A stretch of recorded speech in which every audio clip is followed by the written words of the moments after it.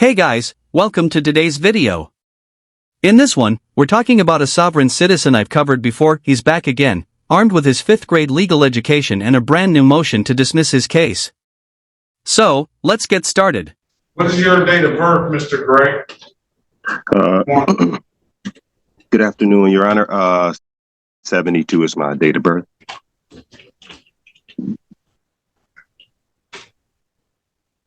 I have a...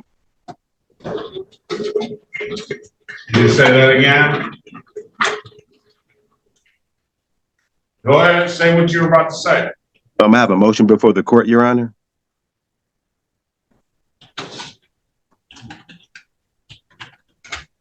Let me first start. Do you need a lawyer, sir? No, Your Honor. City of Detroit versus Christopher Gray. State your name for the record, please. Christopher Lamar Gray. All right, today is the date and time set for a pretrial, and then there's warrants on the other matters. I'm going to enter a not guilty plea on your behalf. I'm going to give you a $0 bond. And I'll recall the warrants. What is your motion, sir? I have a motion to strike and dismiss. What are the bases? Basis of federal rules of civil procedure. Number one, there's no claim. There's no ratification of the claim. There is a claim. There is a. You want me to read out I waived the reading of the information. You want me to read the allegations that have been made into the record? Do you need me to do that? No, I don't. No, I don't, Your Honor. I deny your motion on that basis. What else do you have to say? What else? You deny my motion because of what, Your Honor? Yes. Because your reasoning is incorrect. I understand why you preferred not to have the charges read aloud. Doing so would have required you to explain why you're citing the federal rules of civil procedure in a criminal case. That's also why your motion is denied. There is no real I denied your motion because there is a, and this is criminal procedure, not civil procedure. But I denied your motion because there is an allegation here. You're saying, Your Honor, you're saying this is a criminal matter? Yes. Okay, well then we need the corpus delicti. And so that's what I'm asking for. If there was a criminal matter, basically what you're telling me is that something has happened, someone has either been damaged or someone has been or either someone has been damaged or someone has something has been come up missing. And if that's the case, then that means that there is a crime. And if there's a crime, then there is the what do you have that's saying that I did the crime? What you're saying that I created this crime that hurt this person, and if I hurt this person and I created the crime, then a third thing that you have to have is the identification of the person. You have the identification of the person, which is me, but you don't have a person saying that they were hurt or damaged, or the crime that's saying what I did to hurt or damage the person. So how do you have a crime? Okay. You went to law school? No, Your Honor, I have not. It shows. And where did you get that? Where did you get that from? Where did you learn all that? I've been studying for quite some time, trying to understand what's going on. I have a different perspective as to what's being said that happened. I'm understanding more the procedure that is necessary for a crime to go for them to bring a crime forward. I'm understanding that a bit more. No, you're not quite there yet. I'll give you credit, you're learning just enough to pronounce the words correctly, but you still don't understand what corpus delicti actually means. I can tell you what it doesn't mean. It doesn't mean that there must be a physically injured person for a crime to have occurred. Corpus delicti is a legal principle requiring the government to prove that a criminal violation actually took place before a conviction can occur. In practice, a charging document listing the alleged traffic offenses, along with the officer's sworn statement, may be sufficient to establish probable cause. However, to prove corpus delicti, the state generally needs independent evidence such as witness testimony or physical proof of the violation to support a conviction. And where did you get that understanding? I've done some Cornell law studies. I've also sat down with a couple of friends who have had some issues. I picked up wherever I could, just started to study the law. I just started to go back through Cornell law, started to figure out what was going on, and to understand the nature of how crimes, what a crime is, and everything else. So just a course of me searching it out. And you're citing Cornell law for all of that you just said to the court? No, what I did, Your Honor, was I realized that one of the biggest portions that you have to have is you have to have the corpus delicti. And that is in when you're being charged criminally. What is a corpus delicti? What do you mean, what is the corpus delicti? What is your understanding of what corpus delicti is? That is the corpus delicti is the law that's saying that there is a crime that's being committed. So in order to do that, you have to show the corpus delicti, which is you saying this is what happened. This is how this person was damaged. So there is no the person officer on this day, on these dates, because I got a lot of them, said that I object. The officer works. Don't interrupt me. I apologize, Your Honor. I apologize, Your Honor. My apologies. The officer says that you drove a vehicle that wasn't registered and wasn't titled, or titled and or untitled, that you drove without a valid driver's license, that you drove without valid insurance. Again, on a different occasion, they allege that you drove without a valid driver's license and no insurance. And then on a different occasion, they allege that you drove without unregistered or untitled, or both, and drove without a valid driver's license, repeat offender, that you failed to have a trailer plate, and that you failed to secure a load on your vehicle. And on another occasion, on the same occasion that you failed to secure, that they allege you failed to secure the load, failed to have a trailer plate on your vehicle, that you didn't provide a valid driver's license. So those are the crimes. And in the state of Michigan, whether you agree or not, they are crimes. So based on your motion and all of that stuff you talked about, corpus delicti and things like that, the court denies the motion, okay? Based on those reasons I just said. Now, how do you want to move forward?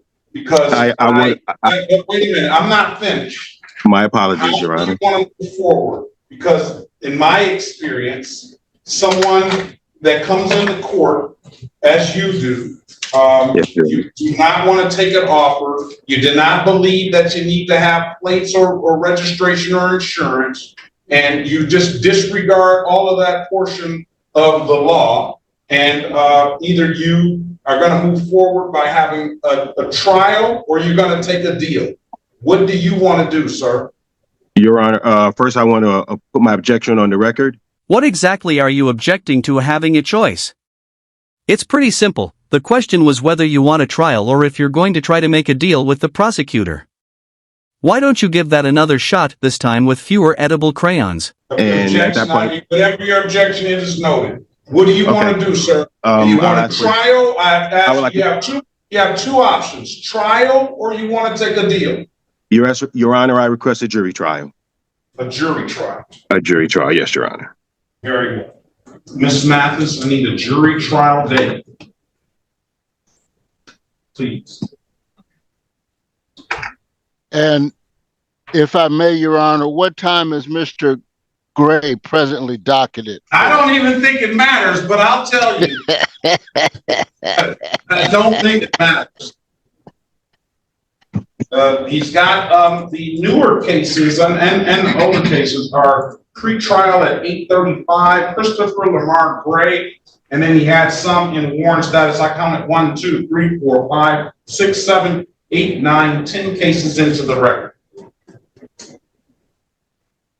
You know what I want to ask, Mr. Gray, and you can choose to answer it or not. Yes, Your Honor. But what I surmise and what I've heard, and I don't know if you're alleging the same thing, is that and you basically did allege the same thing, that no crime has been committed because no person has been, the people of the state of Michigan are in danger of you driving without the proper documentation or anything like that. But I don't, and I'm gonna surmise, and you can correct me if I'm wrong, that you're gonna say that there's no jurisdiction to be able to pull you over because no one has been injured. Is that correct? I think that what I'm saying is that the city of Detroit had an officer pull me over to say that you're not following these rules. And my stance is, okay, well, then that's fine. If we're following rules, then therefore, let me make sure that you as well as are following the rules, because if I don't do that, then freedoms are lost. So that is in which, that is the way that I proceed, to say, okay, well then, if we're playing cards and we playing show me yours, if this is your hand, then this is mine, and let's proceed accordingly to the law. That's it. That's my only standing is, if someone doesn't stand up every once in a while and define the edges, then they all disintegrate and people lose rights. And you know something? With that being said, I would agree with you 1,000%.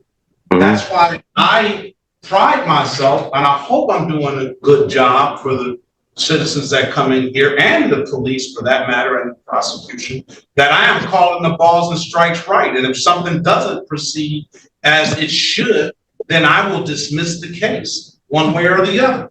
But in my short time on this bench, and in my time at practicing law as a defense attorney, I get this, they can't pull me over. I've heard the corpus delicti, first time the civil procedure has been thrown at me. But from the way I see it, is that you just don't feel that the police have a jurisdiction to pull you over for these issues. Is that correct?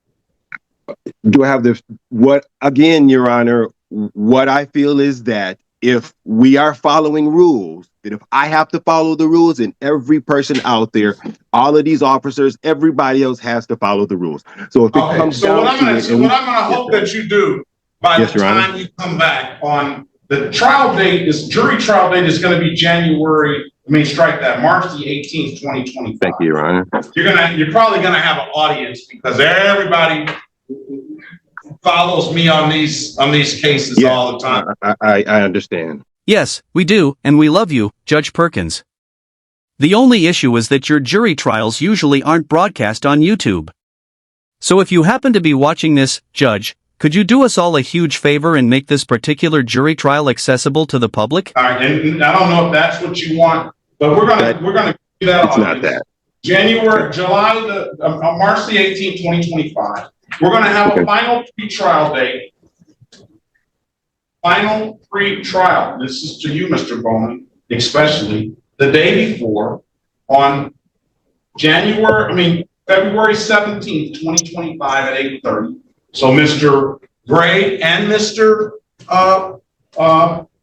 Bowman, Mr. Bowman, I need you to have all your officers appear on that date. Who's ever going to state these allegations, so that we know that we're not just summoning the people of the city of Detroit to a jury that's not actually going to go. So all parties must appear, and that can be via Zoom. And the trial is going to be in person. All right. All parties must appear on final pretrial date and obviously on the trial date. And what I would implore you to do is you need to figure out the right game, because it doesn't sound like you're playing the right game. I understand, Your Honor. I appreciate, first and foremost, let me say, I appreciate the dialogue. I appreciate you sitting here and engaging with me at this level.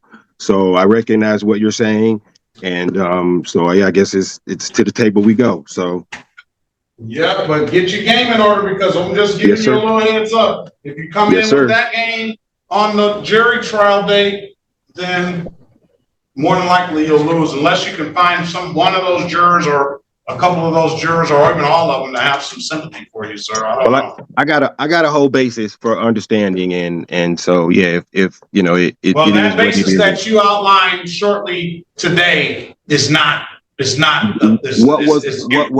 What was flawed in my what was flawed, Your Honor? Literally everything.